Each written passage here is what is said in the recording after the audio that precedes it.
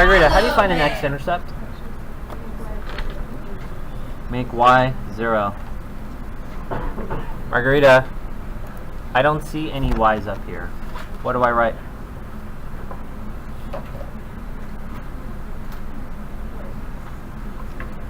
Y equals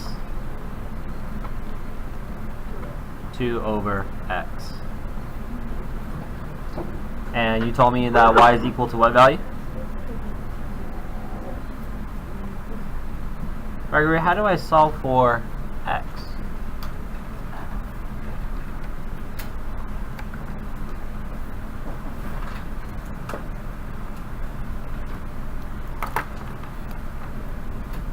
How do you make 0 a fraction?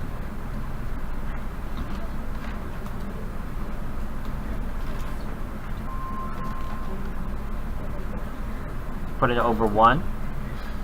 How do you solve a proportion? Cross multiply. So I have 0 times x, which is what number? Well, 0 times anything is what? 0. And then 1 times 2. So, Margarita, when is 0 equal to 2? Margarita.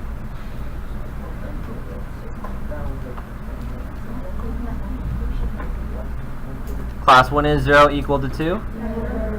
No. No solution. Class, is it going to have an x-intercept? No. Nelson, how do you find a y-intercept? So I have y equals 2 over x. Can you tell me what to write, please? Y equals 2 over 0.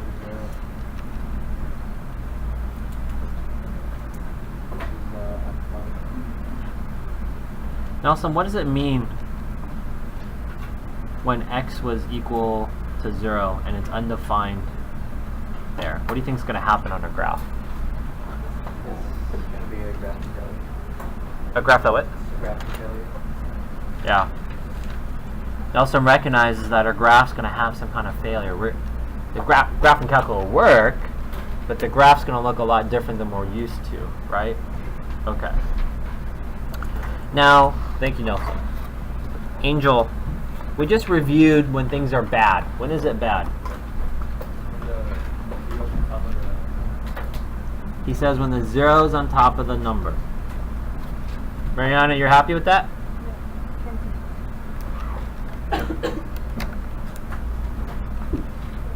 He says it's bad when zero's on top. Angel, put this in your calculator. Everyone do it. It's helpful.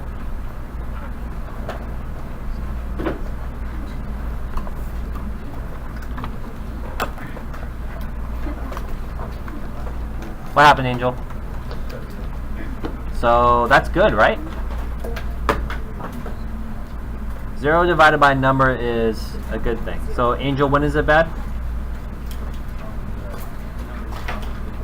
Put that in your calculator, pick a number, divide it by 0. Class, what does it say?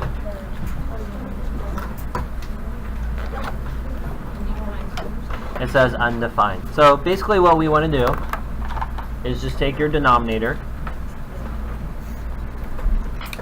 and we don't want it equal to 0. Write that. X not equal to 0. Well, how would you write that? If this was 0, it's kind of weird. Can I do something like this on a number line?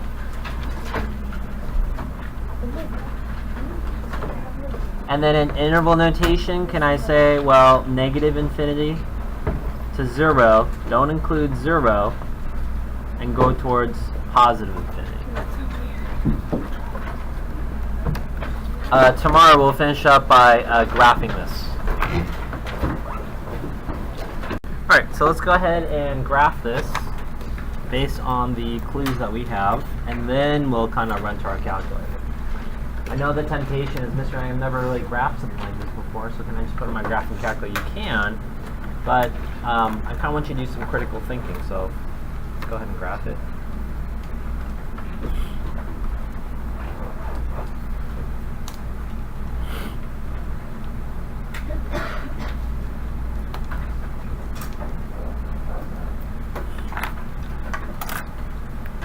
Okay, so we have this rational function here. And I know it's not going to touch the x-axis because we said there's no solution. There is no order pair. Okay.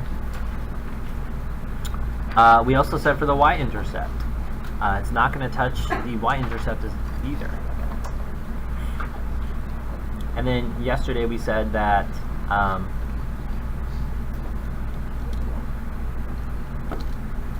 there's only one number here, let's make that a color, that I cannot pick. The number is 0.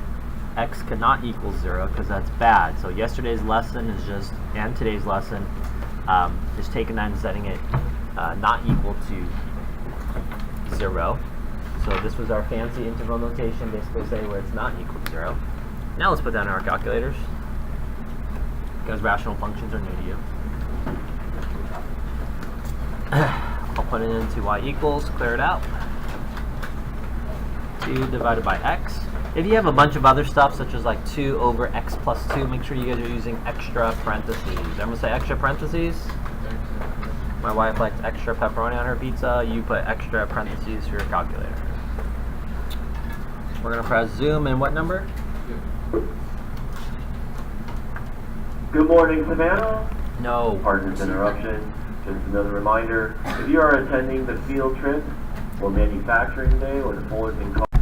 Alright, so here is our rational function graph. And let's graph x is not equal to 0, or this asymptote. Okay? Now, if you look at it, we talked about graphing failure the other day, where basically we think the graph is touching, where the graph is really not touching where my pencil is. Okay? So let's graph where all of our x values are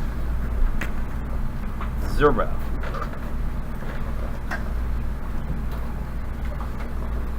Let me prove that to you. Just a quick review of vertical lines. Someone give me an order pair on the dotted green line. Give me an order pair. 0, 2. Give me another order pair. 0, 3. Give me another order pair. 0, -1. What do you guys notice about all the x values? They're all 0. That's why they have this equation called x equals 0. And this is the green line that I just graphed. Why did I write not equals to 0? Because if it is 0, 2 divided by 0 is bad, right? It's undefined. So if I look at my graph, now just pick your favorite color pencil or pencil. Remember, it's not going to touch the x-axis either. And I'll give you guys some more clues about how to graph rational functions, but for now,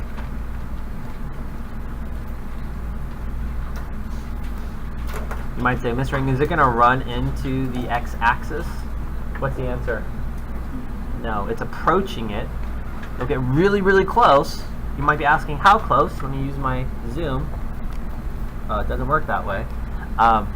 It'll get super close, but it'll never touch.